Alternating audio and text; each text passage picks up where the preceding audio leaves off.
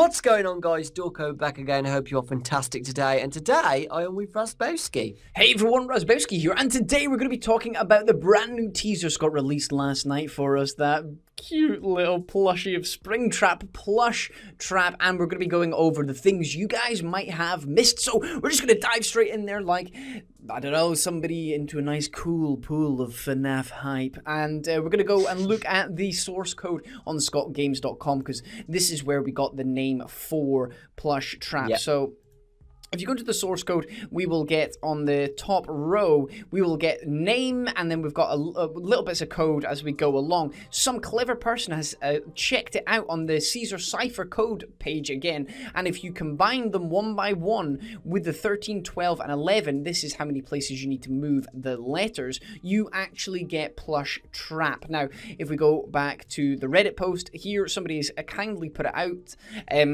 just placed it out in the Reddit post for us easily to look at, and it spells Plushtrap, so we can confirm the beautiful little guy that is in front of us on scottgames.com is a plushie of Springtrap.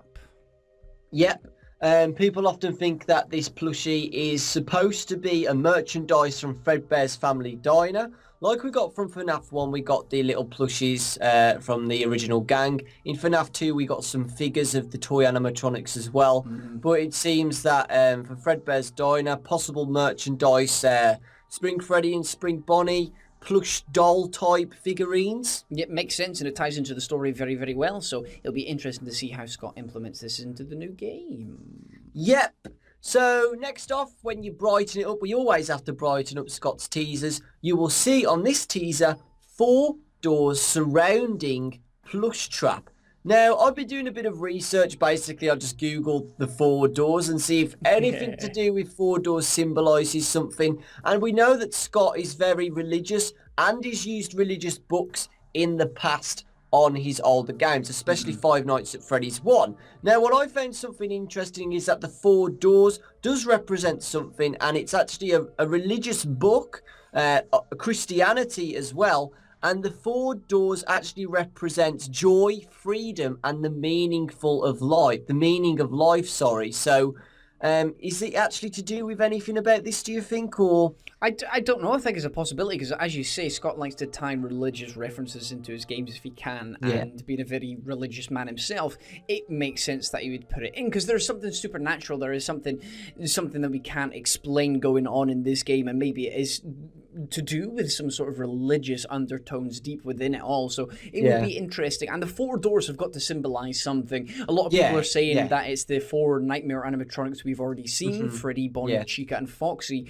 Or it could be to do with I don't know, but some people are saying that it's 4 doors to hell or 4 doors to nightmares, or there are lots of different 4 horsemen of the apocalypse. That's a very out there one, but I like the research you did on the 4 doors religious connotations. I think that makes sense, along hand in hand with the 4 nightmare animatronics we've already seen. But it's definitely 4 doors has got to mean something. It definitely does, because it's such a... Why would there be 4 doors? Yeah, exactly. Everything Scott does is for a reason, so it's definitely worth pointing that out. And they were hidden as well. He's expecting us to find them. Yes. So it does definitely mean something. Next up, guys, as you can see right here, we have got the window, which is very plain to see. However, if we have a look outside, we've got some beautiful trees outside, which is interesting. But it's not the window itself that is the important thing here. It's the fact that we get to see outside. We don't get to see outside in any of the other games. It is hinted in a mini-game, in Mangle's mini-game. What was it, Mangle's Quest? Is that right? Yeah. Mangle's Quest, we actually get to see a window with the moon outside when that little fat kid's running around. And, yes, so we've got them there. And we've got the trees as well outside, which are mentioned in... Well, we see trees potentially in BB's mini-game. Yeah. And if you darken the image down, you actually see that it is nighttime outside, which is very important, which again ties in with nightmares, because you got the stars outside. Something else when you brighten up the image as well, if you look at the bottom right side of the door, the furthest door away on the right, if you look to the left a tiny bit, you see something strange, something stood out from the darkness. And me and Raz have been talking about this for a while now. We do not know what this is, but he's put this in for a reason. We were kind of thinking, oh, it might be a graphical glitch or an error, what Scott's done, but Scott usually doesn't put errors in his teasers, and it does stand out.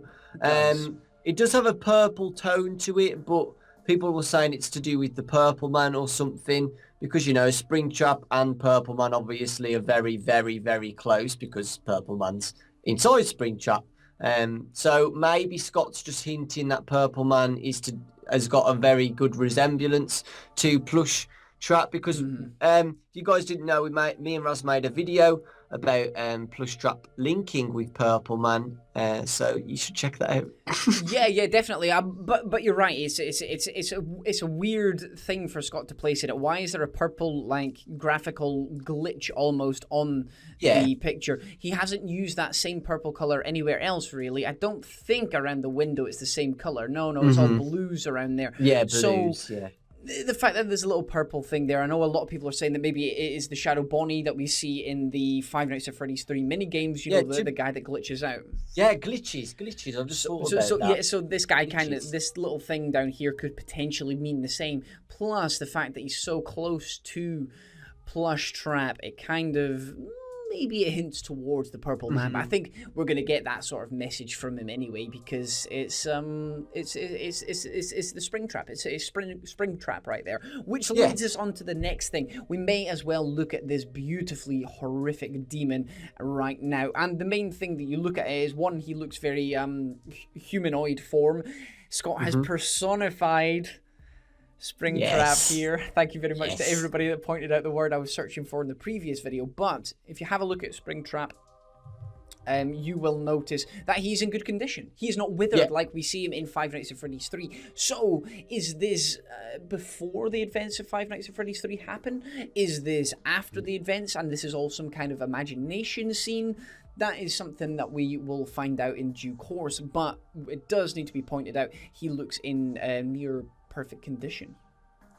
Yeah.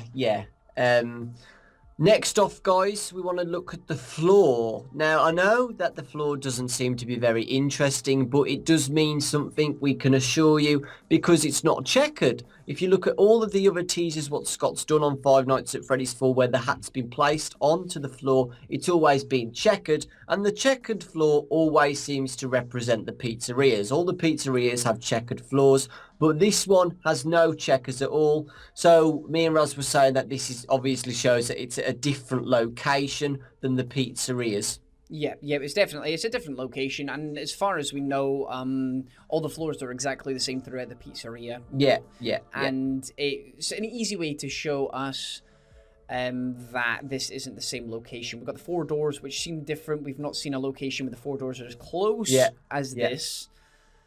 And we've not seen an outside image yet, so it does look like this could potentially be somebody's house, which is really eerie, quite eerie. The chair that Springtrap plushie guy is sitting on, we've not really seen that before. I know it's not massively important, but it does look homely. It does like look a homely homely, chair, and it does look like a child's chair.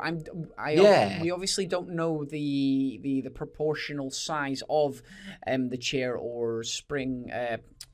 Keep calling him Springtrap. He's not Springtrap, is he? He's a Plushtrap. We don't know the size of them, so we can't tell if this is a model chair either, but it's something to note. I think that's pretty much about it. I think the last thing is on scottgames.com, you've obviously got the logo has been changed to match Springtrap's colors as well. So that is all going back to the nice golden greeny sort of color is interesting, and that's about it. Do you want to say anything about the words? You were saying about the font and stuff before. Oh yes, the font. Yeah.